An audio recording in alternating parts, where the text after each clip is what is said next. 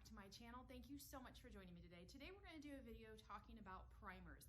It's actually one of the most often questions that I get asked about as far as the painting process goes. So I figured, why not do a video on a couple of the different primers that I use on a regular basis, what their differences are, when you need to prime, all those good things. So let's just go ahead and jump in. So the first question I get asked all the time is, do I need to prime every piece I paint?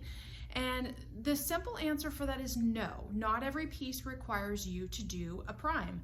But if you want to, it doesn't hurt anything. So let me kind of back up a little bit. When I first started, I, like everybody else, wanted instant gratification. You want to go straight to painting a piece. Well, the problem with that is it doesn't give you a fantastic end result. There are things that have to happen first before you get that paint on. And we all get a little impatient and want to jump right in and see that pretty color and all that good stuff. But the problem is, if you do that and you skip certain steps, you're going to end up spending a lot more time trying to fix it, or you're just going to want to chuck that piece out. So prepping and priming are key elements to the whole process.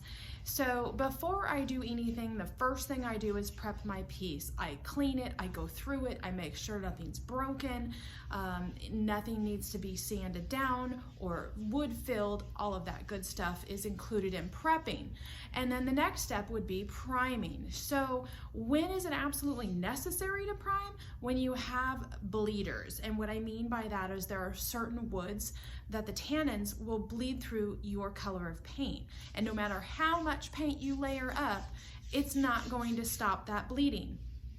So therefore, you want to prime. Prime candidates for bleeding are mahogany, cherry. Some oaks will really bleed through. I just did a golden oak piece the other day and it came through yellow. So yeah, priming it would be key. Also, you want to do that especially when you're painting either a white or a light color. Whites are extremely prone to, I'm starting early this morning, you guys. It's nice and cool out here, and apparently coffee hasn't kicked in or just haven't talked enough yet today. So anyway, but whites are prone to bleeding anyway. So I always recommend, if you're painting a piece white, bright white, antique white, any shade of those whites, definitely go to the primer. So when I first started, what I was starting to say is that I wanted to skip through that step, and then I would end up backtracking and having to fix all the problems because I didn't want to take the time, nor did I know better at the time. I was just learning. I didn't know a lot. So now that I know more, I would tell you that priming is really a good step to not skip. Do I prime every piece? I would say I prime about 90% of my pieces. If I'm painting a piece in a very dark color and I'm not worried about bleed through and I don't have any open wood grain, then no, I won't prime it. So that's the other thing, is priming isn't just for bleed through. Priming is for other reasons too. Bleed through, adhesion, if you have raw wood areas or a completely raw wood piece, priming it will give it that extra layer that will smooth it out. And I have a primer that I want to talk to you guys about that really, really does that. The other day on my stories, my Instagram stories, I featured this primer, and I'm going to see if I can insert that video clip because I did a comparison of the first coat of it and then the second coat of it and how it honestly covered that wood grain. It filled in that wood grain. And I didn't do any kind of a grain filler or anything like that. Normally I don't do that on furniture. So it was a piece that I had to sand the top down to bare wood, but I was painting it and I wanted the same finish through and through on that piece where I didn't sand other sections. So primer comes in handy for that. So let's just go ahead and dive in and talk about different primers. The first one I'm going to talk about, I actually just tossed my can the other day. I don't use it all the time. I only use it for severe bleeders, and I'll show you a picture of one right here so you guys can see. I was doing a mahogany piece and I started with shellac. I don't have any right now, so I can't show you the can, but it's Zenser Shellac, and I will put the link down below in the comment section so you guys know exactly which product I'm talking about. Shellac works excellent when you're working with a bleeder. So I had started my piece with 2 coats, and it just comes in the spray can. It also does come in a brushable can as well. I prefer to spray my primer. It just lays down really nice, no issues with brush strokes, and primers are different than paint. They're not usually self-leveling. Some of them are thicker, and so they're harder to work with. So priming with a sprayer really is a nice thing. Now, if you don't have a paint sprayer, that's why I suggest these guys. So the shellac works great for bleed through. Shellac also works great when you want to distress. When you want to distress a paint job and you want that wood, what you're going to distress, the wood underneath is going to show through. So you want to see that. Well, if you use a colored primer, then you're going to have to work that much harder to get down to that bare wood. So the shellac is a nice sealant, but then at the same time, if you distress it, you're going straight through, because it's clear, you're going straight through that and you're going to get that wood exposure. So that's one that I really like.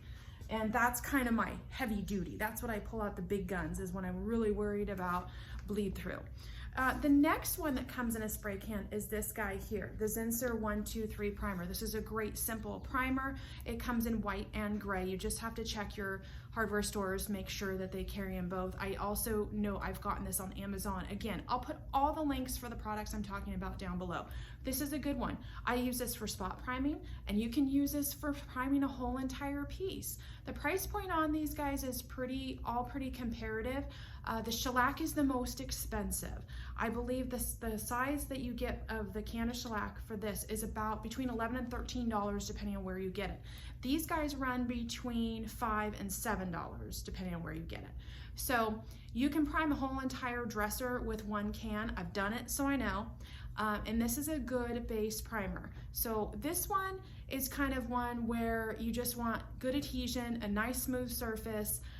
It will help with bleed through, but I have noticed that I have layered shellac underneath and then done the bin on top to really ensure that I don't get bleed through. This on its own is not like a super, if you've got a heavy bleeder, I wouldn't recommend this. I would go straight to the shellac, but this is a good general purpose all over primer. So there's that one. The one I was talking about that I featured in my stories the other day, and it comes gray. I tossed the cap and can't find it, but it comes in a gray color. This is by Rust-Oleum, and it is a filler primer. And I was intrigued by this when I first saw it, so I thought, okay, I gotta check this out. I had sanded a piece down to bare wood, and of course when you do that, you're opening the grain and you can see some of the grain marks. Well, I was painting it, so I didn't want to see that. I wanted a super smooth finish. So I tried this out. This was a while back, but I just did another piece the other day, and I'll feature that piece so you guys can see the top. Smooth as butter. It really, one coat did really well, but 2 coats really sinks into that grain and gives you that uber smooth finish. So this one, really cool. I like this a lot. I will always use this when I've got a piece sanded to bare wood and I'm painting over it, because that way I don't see any differences in the finish. It comes out all super smooth. So I love this guy. And then there's this one, which is another bin product by Zenser, and this is a shellac primer, but it's the white color. So it's very similar to the other shellac that's clear, but it's white. So this is a workhorse of a primer. It's a really good one. Would recommend this one after the shellac. This is a great one for making sure you're concerned about bleed through, and it really works well. It's a little less on the price point. I believe this was between $7 and $10, and I'm giving you the range, you guys, because I shop different places: Lowe's, Home Depot, Amazon, and they all run a little different. Ace Hardware, depending on what you're getting. So this one on here, it says blocks water stains, blocks knots. That was the key.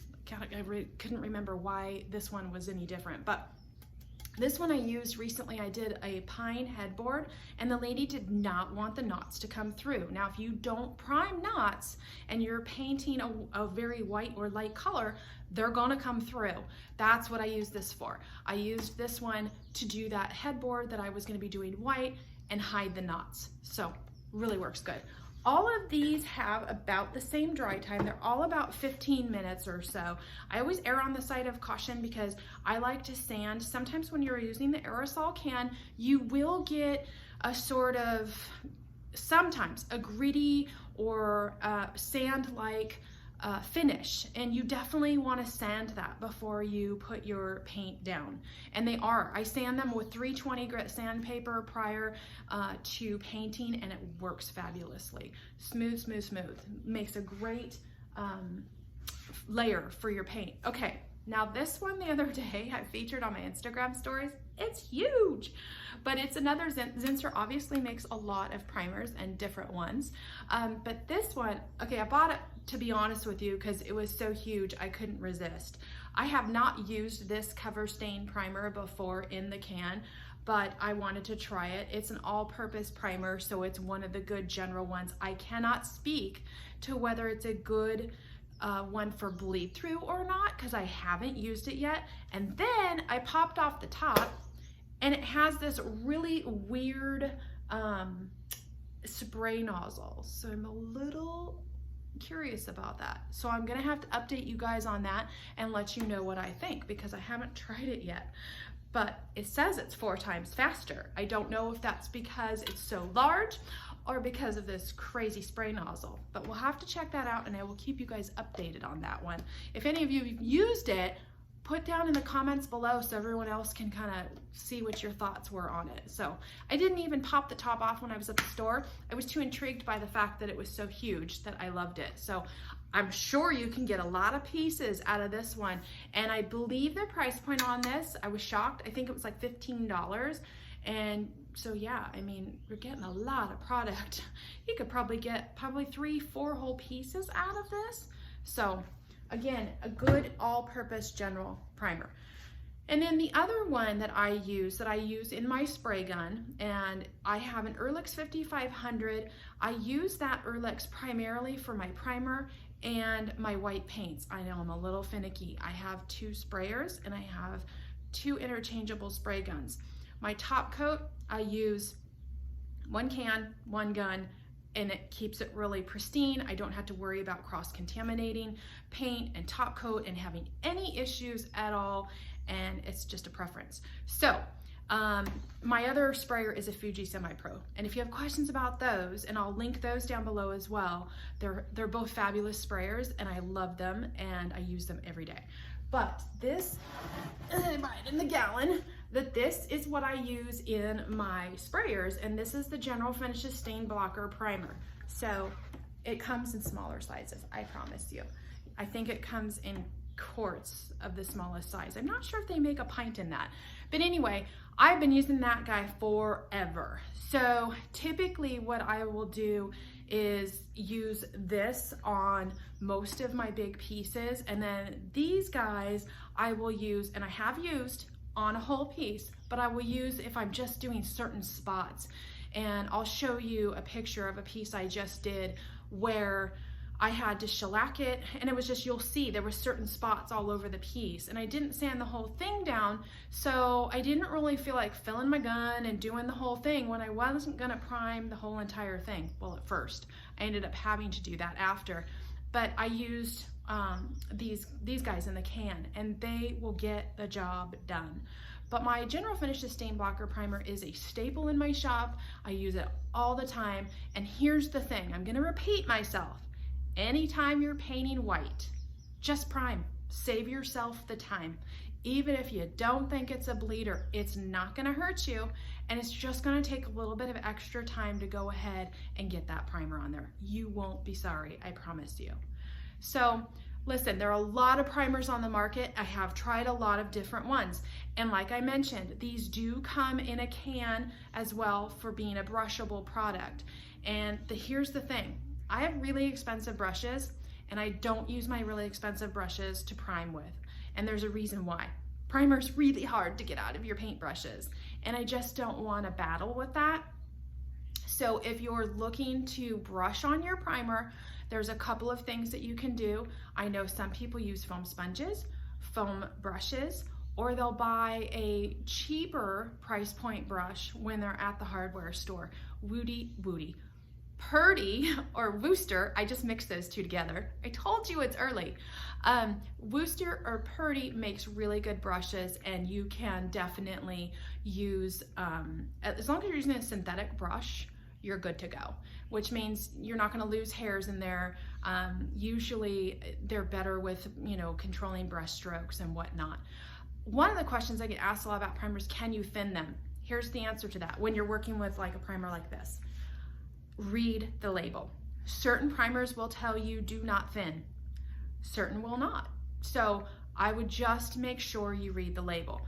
The other thing when you're using a primer like this guy or the ones in the can, usually their dry time is a little bit longer. So just make sure you're reading the labels and making sure you know what your time is in between coats before you apply your paint, how soon you can sand, all that good stuff. Usually cans, the spray cans, the aerosol cans are, like I said, 15 minutes, you're good to go. So I'm trying to think if there's any other questions about primer. If you guys have any, please place them down below and let me know. Like I said, I've tried a ton of different primers and from different paint lines, and these are the ones I've just landed on that work for me. Here's the thing with products. Don't get too many. You will get overwhelmed and then think, what works better? What should I use? What is the best? Here's what I'll tell you. The best is what works really well for you. We all will tend to gravitate towards certain products we're comfortable with. If that's what works for you, then stick with it. If it's none of these, then no big deal. And if you haven't tried any of these, I would suggest trying them. That's the only way you're gonna know what you like, what works best for you. Thank you so much, you guys, for joining me today. If you have any questions or positive comments, please leave them down below. And if this wasn't enough instruction for you, I want to remind you that I do teach one-on-one. I do mostly virtual lessons, so it's really easy. If you're located anywhere around the US, doesn't matter. We can still do a lesson. I offer them, you can purchase them, on my website, which is borninabarnboutique.net. Or you can just reach out to me here on YouTube and I can message you and give you more information. Thanks you guys so much, and I'll catch you on the next video.